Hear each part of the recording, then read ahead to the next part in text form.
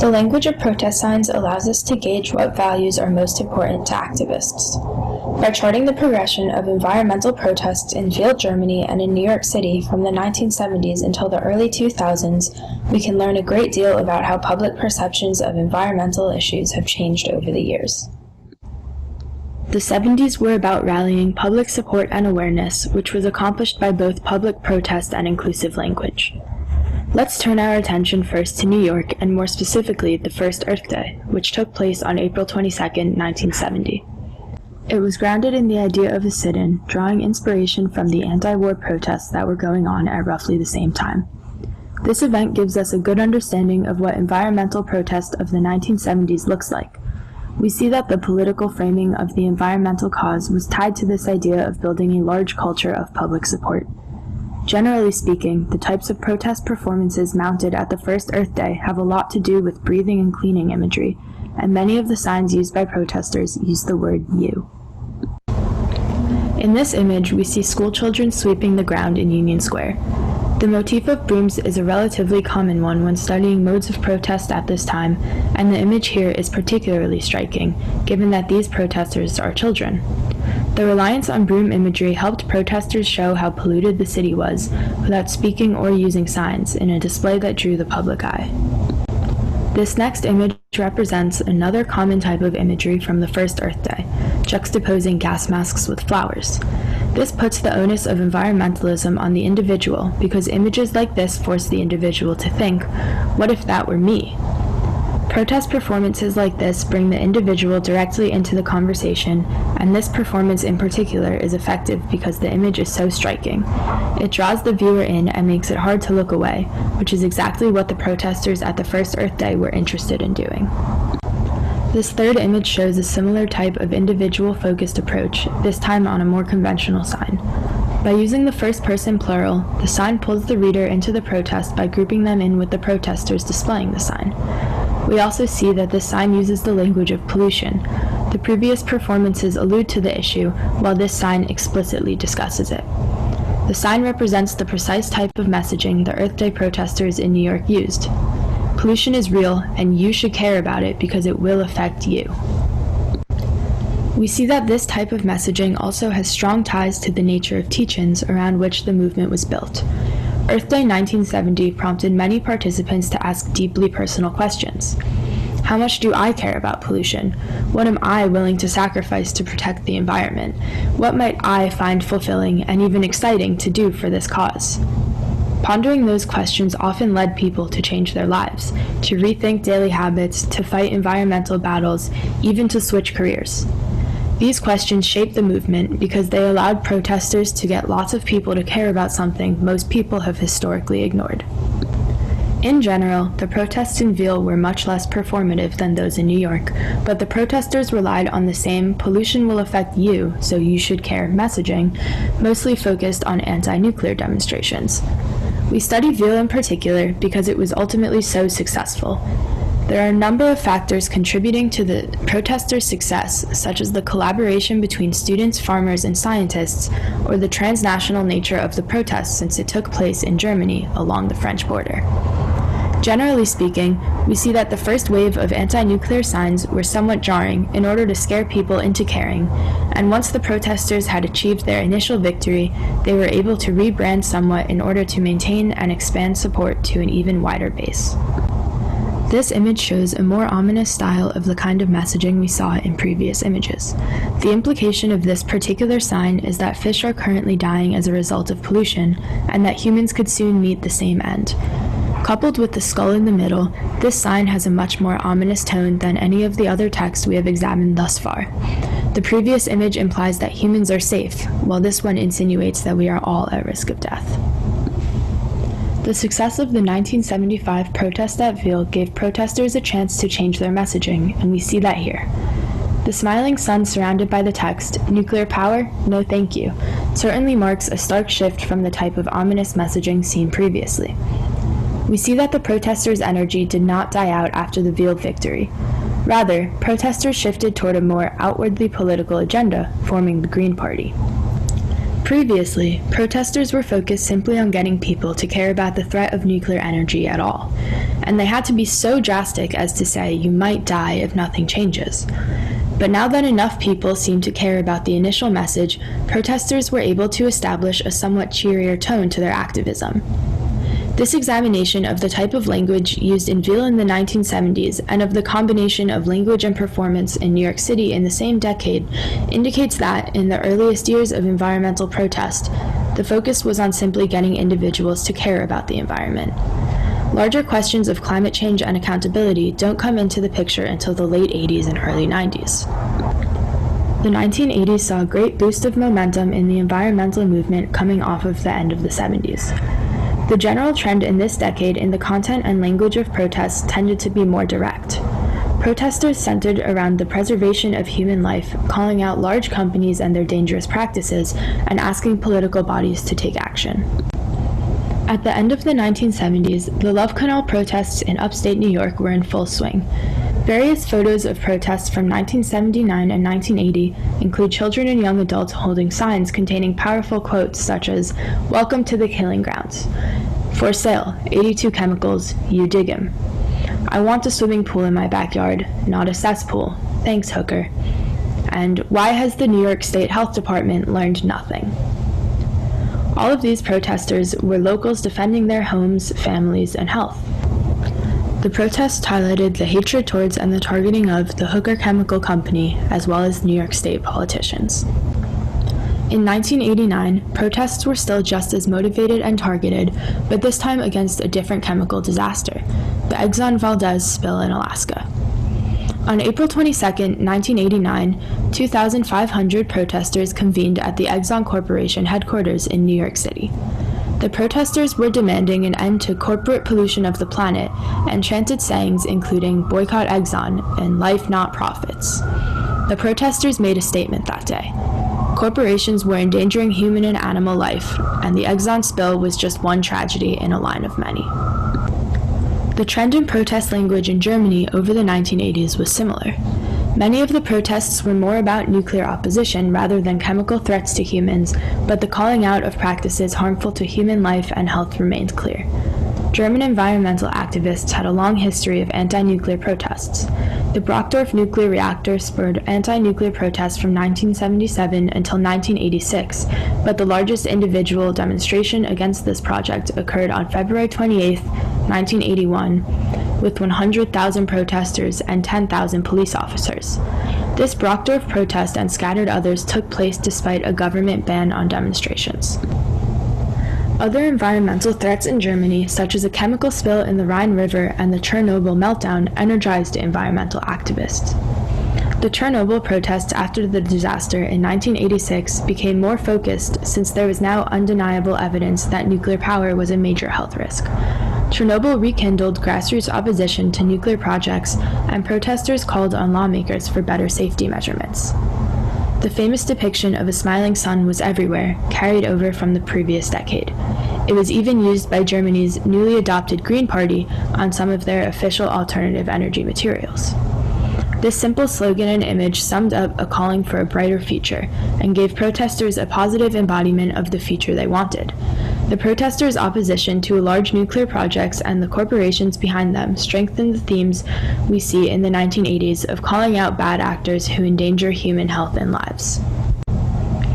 Because the environmental protests of the 1980s were a continuation of those in the previous decade, they held some credibility for the first time and began asking for legislation and regulations.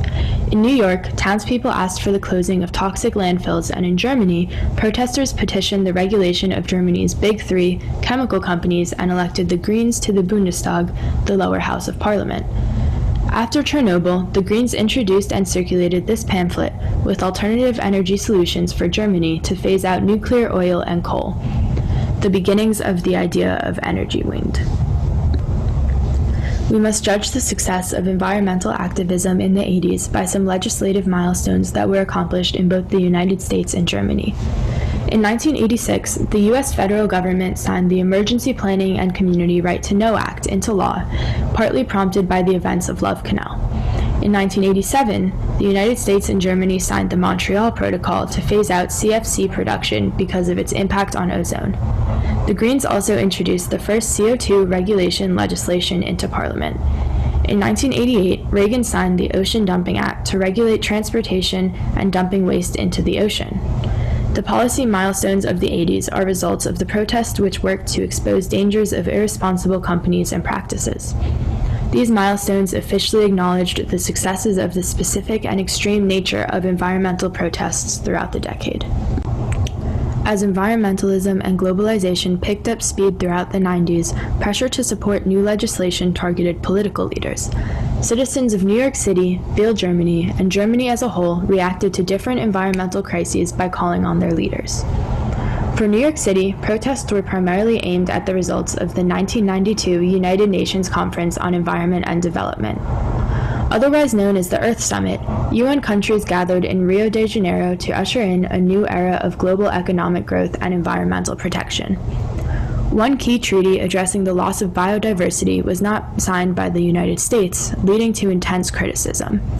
In May of 1992, hundreds of Greenpeace members were charged with criminal trespassing outside the UN Plaza Hotel, alongside many other unaffiliated protesters.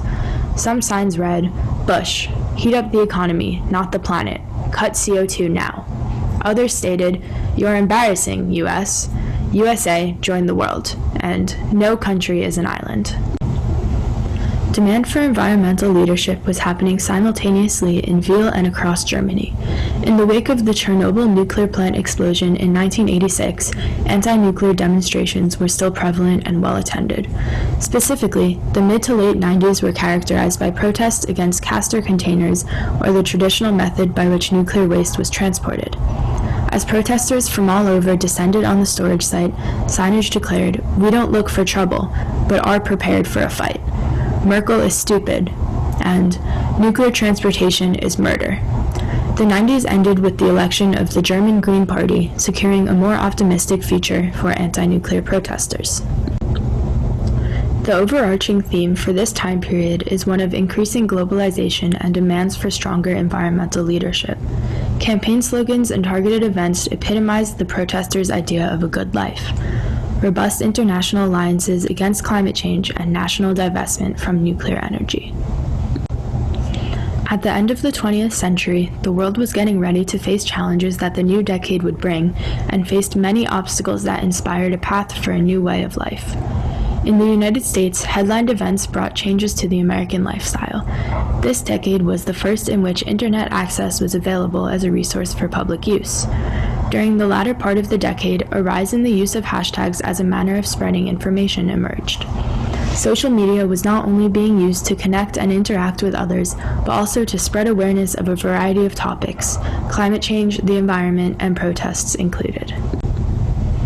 At the start of the decade, hundreds of opponents of nuclear power took to the streets to protest nuclear transports in Ahaus, Germany on February 20th, 2000. This image shows the saying, "We want to smile, not beam," referring to the possible consequences of a negative nuclear reaction.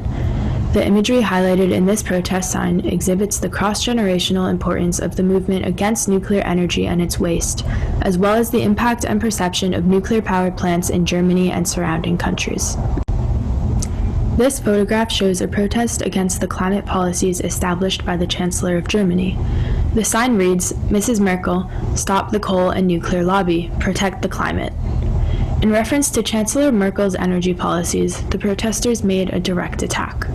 Their protest has a specific target in mind, and they have made sure that they are getting their message across by wearing protective suits, piling up coal, using yellow as a symbol of radioactive material, and marking Merkel's name in bold. On the other side of the world, New Yorkers were protesting water exploitation practices. The protest signs of the labor union in New York give a sense of unity. Their use of red not only symbolizes the company's colors, but also blood on the hands of the company for being a third party in the murders of environment-driven protesters. During this time in the United States, protests were focused on big corporations who were getting away with environmental violence. These protests inspired a culture of standing up to the bully, whether that be the government or corporations. Instead of looking at a specific person, organizations and companies were blamed for their abuse and irresponsibility. 2009 saw the 19th United Nations Climate Change Conference in Copenhagen, Denmark, in which nations and organizations joined forces to show their support of climate, energy, and environmental policies. This image shows a group of activists gathered in Brooklyn, New York, primarily with the number 350 on their signs, representing the safe concentration of carbon dioxide in the atmosphere, 350 parts per million. An organization named for this number was founded in 2008 and ended up being one of the first organizations to work with activists in display of discontent with the status quo. Protesters marched with specific groups to show their beliefs and gain power in numbers. With this name recognition, organizations were able to act as a liaison between the people and the government. With the help of the internet, many graphic design artists used their artwork to protest the lack of effort politicians were giving to the emerging issue of climate change. Organizations created social media pages to spread information and awareness during the 2009 Twitter revolution. The language used in social media compared to the vocabulary used in protest signs varied by topic.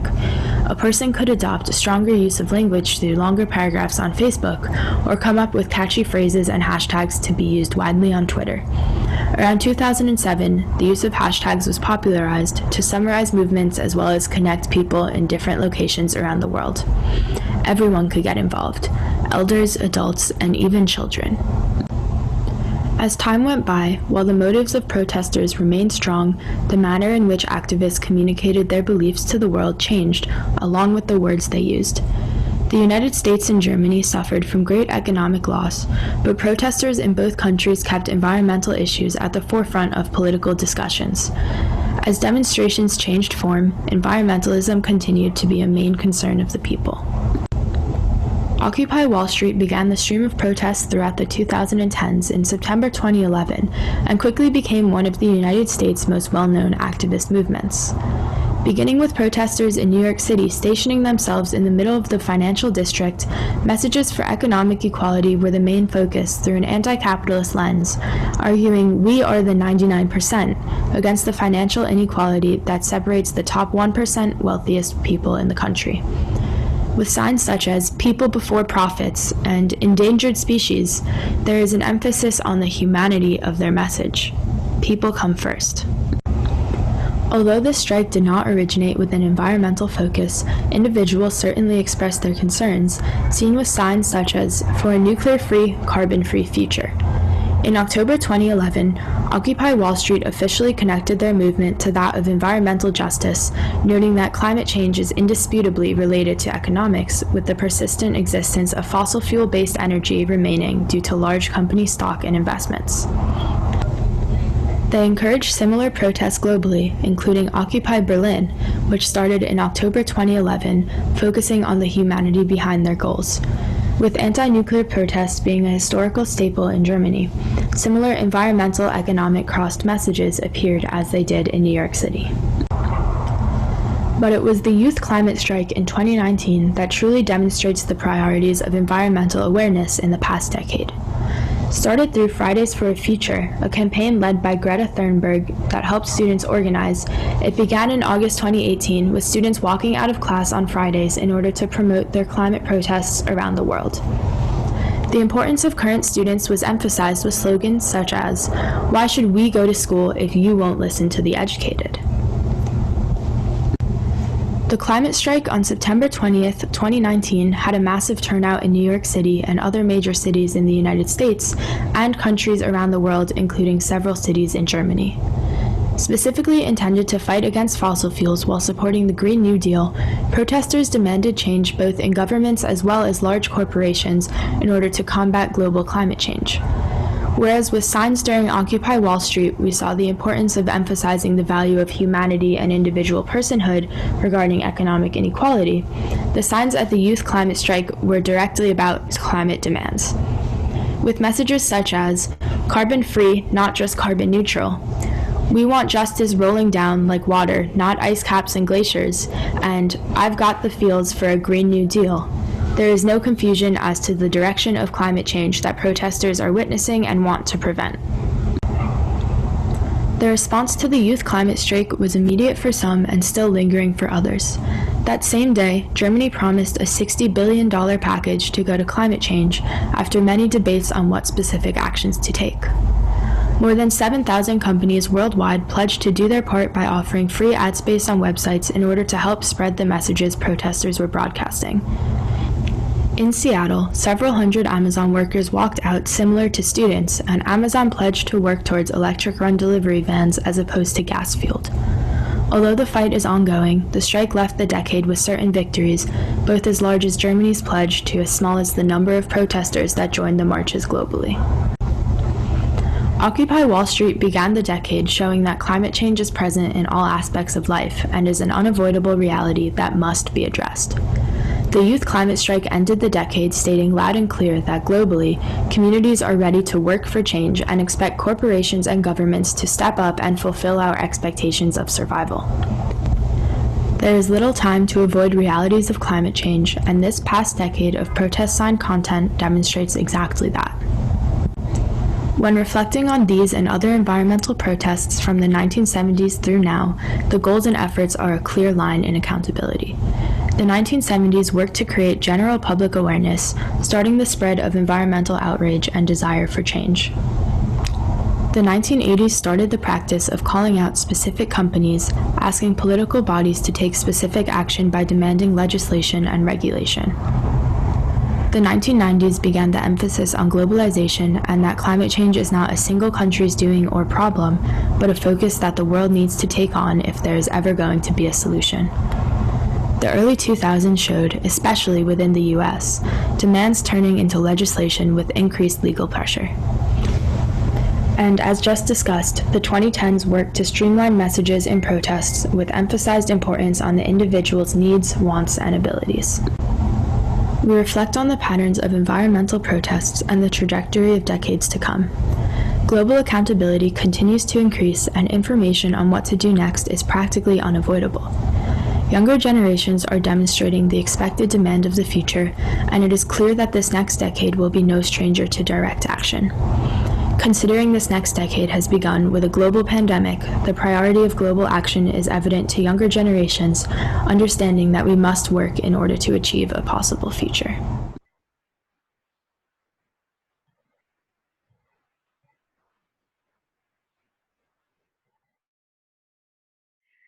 Okay, so as you saw, climate change protests have been very common since 70s, and over time the nature of protests has changed. So in the past decade, the protest signs, they started displaying more humorous messages that include both a helpful information and a joke. So people might say that joking about the global issue as big as climate change is not that appropriate, and everyone who goes to the strikes will agree that climate change is definitely not a joke.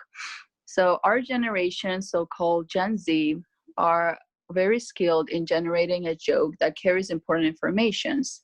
We created a meme culture, and for those who do not know what a meme is, it's usually an image accompanied by a piece of text that tells an idea or a message in a humorous way. So we are obsessed with memes because they both keep us updated on the current events of the world, and at the same time, they give us a reason to laugh and relieve the stress that the message itself carries. I read the article by Sydney Spaceship, Sydney Spaceship in how humor can change the climate conversation. And she mentions that there are many forces in the world that polarize and divide us, but there is one thing that will always unite us, which is laughter. So we need to laugh and therefore open up conversations with even the most serious among us in order to truly understand the unity of humankind and our dependency on this earth. So including a humorous segment in the protest signs not only makes it easier to talk about the issue, but also it indicates the self-confidence of the protesters, make the sign more catchy and noticeable, and it increases the chances to be spread on social media, as we saw in the video.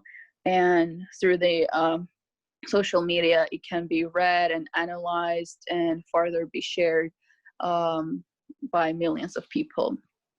Next. So at this point, everyone has heard the main argument and reasonings behind why climate change is real and why we need to act now. And repeating this fact is useless because you will either witness the rolling eyes or cynical comments.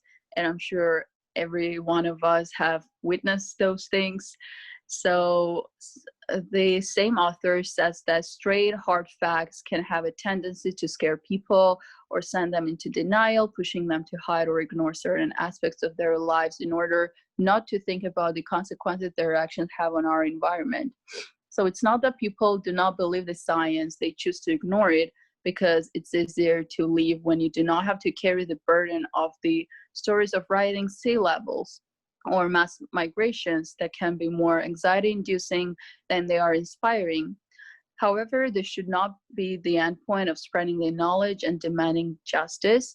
And Gen Z found an uplifting way to lead people towards a change, which is a comedy. So funny protest signs, for example, the one that you see now, make the complex connections and challenges around climate change seem more manageable. Next, during climate strikes, young people, they created signs based on their favorite TV shows. The one that you're seeing now is based on Game of Thrones, and also signs based on popular songs or internet memes. So use of humor eventually becomes one of the reasons why our generation take the political action. It motivates us to engage in the movement, which will connect and unite us to people with the same knowledge of pop culture and interests. So by combining the message of the strikes with our favorite movies, songs, or memes, the protest signs become more noticeable, as I mentioned, by famous social media platforms, celebrities, and end up having a lot of views and responses, which also increases the social and political support. Next. I also read the section of the book called Protest Cultures, and the author of this section says that another advantage of using funny protest signs is that humor tends to disarm the opponent, as to react in a serious way to a joke is generally not done. Usually, jokers can express risky ideas without directly being held responsible. So a person will not respond to the protest sign that makes them laugh with an aggression, because even if they do not agree with the message that the sign carries, they will appreciate the humor that was used to portray the statement. And since jokes, they lower stress and reduce fear, it becomes easier to go to the strike without also worrying about your safety. Humor sort of brings everyone to the same page, making your opponent to enjoy your ideas instead of bouncing them off, because the feeling of threat and offense fades away along the joke that you made on the sign. So through the use of humor, we can start the conversations where everyone, no matter where your ideals stand, you can express your ideas without having to fear judgment from others. So from that point, a mutual understanding can be found and actual change can start happening. So climate change is a very serious topic, and everyone, of course, must have a thoughtful attitude towards it. But this does not mean that we should be depressed by these problems. So the use of humor during the climate strikes, it not only gives us opportunity to relieve stress and enjoy the process of the protest, but it also makes us more understanding, engaging, and effective. Next. Thank you.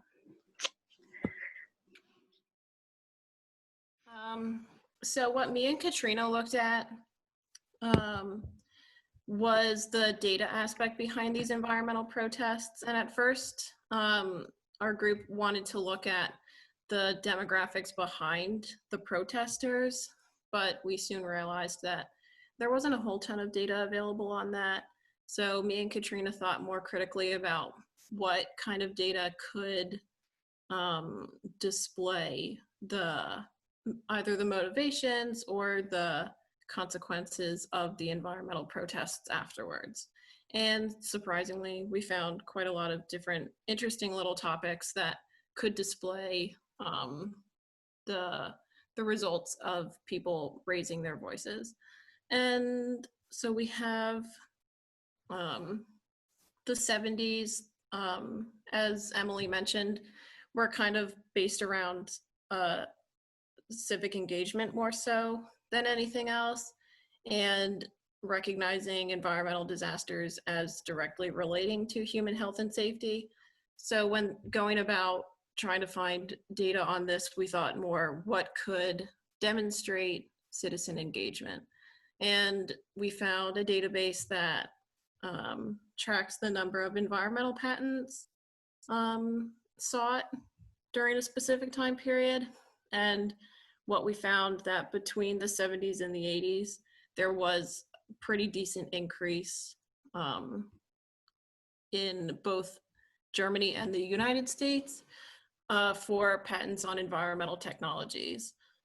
And then in a similar vein, we also saw that in the US in particular, public opinion was becoming more diverse with the extent of environmental protections. So kind of in the beginning, some people, it was kind of torn between 50-50, like there was not enough, there was too far, but we can see as the age progresses, more people are thinking that environmental protection laws are not going far enough. And then the 80s and through the 90s were targeted more at corporations and harmful practices that threatened human life. So again, thinking about what could demonstrate this, radical activism. We found a database that lists the nuclear reactors for energy production in Germany based on their first year of grid connection. And just marginally, that number is increasing, but the report that I found the data from also just suggested that of all of these nuclear reactors, 53% of them were shut down. And then this one I thought was pretty interesting in particular. The 80s witnessed the ExxonMobil crisis, and I initially thought that the stock prices for ExxonMobil were going to decrease afterwards, but instead they continued to climb pretty dramatically, which could, I think we've talked about this a few times, demonstrate that there's a difficulty in boycotting such a crucial resource that at the time maybe you don't have a widely used alternative for. What year was this spill? Isn't 86? Yeah, I thought it was 86. Okay. Yeah. Yeah, so that's, I don't know if you see my cursor, but that's like right around there. Okay. So there is that one dip, and then it just continues to rise. Yeah. Mm-hmm. And then, so this was my decade, the 90s, was all about demands for leadership and global action. And I found a database that tracks environmental taxes. And we can see that Germany is already pretty high up. This is percent of GDP on the y-axis. Germany experienced a little bit of a dip, but continued to grow. But the United States stayed pretty constant below Germany and then had a little bit of a dip towards the end. And then the same database also gave an environmental policy stringency index, which is defined as, I have it listed down below there, whether or not a policy puts an explicit or implicit price on polluting or environmentally harmful behavior. And 0 is not stringent, 6 is very stringent. And what I talked about most was the Rio summit in 1992. So there's a tiny bit of an increase for the United States after 1992 towards more stringent policies. Again, Germany, just like above, is staying pretty constant. with a little bit of an increase afterwards.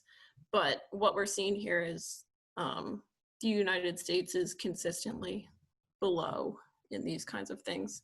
And it looks like they diverge right at the end. Your graph ends at 2000, and it looks Yeah, like Germany's going up and the US is dropping a bit.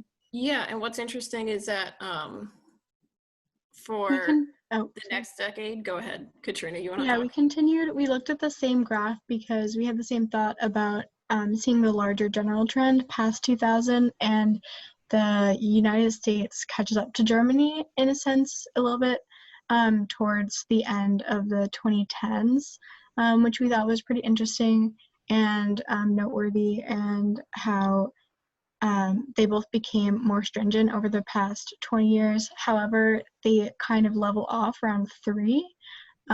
So that's only halfway between the whole scale between 0 and 6. So there is a lot of room to still grow. And then we also looked at this tool from Google called Ngram, which searches a database of digitized books, and it looks at the frequency of words throughout different years and different publications.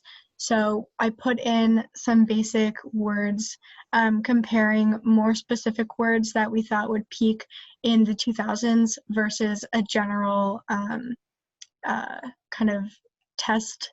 So I put climate change versus greenhouse gas, environmental justice, and gentrification, which were specific enough words that in the research came up more frequently in the 2000s that we could compare against the general overarching theme of climate change. And so we see that they definitely, there's a little bit of a peak between 2000 and 2008. So in those 3 more specific words, you see the trend increasing in the 2000s, which is interesting. But yeah, it's an interesting tool to use, and definitely could be helpful in looking at other types of language in other decades. Yeah, so that's the data that we found. Obviously, there was plenty of other things that we could have also put down here, but for the sake of the length of this report, we kind of limit it. But there are plenty of excellent resources out there with pretty interesting related studies that we thought were really cool.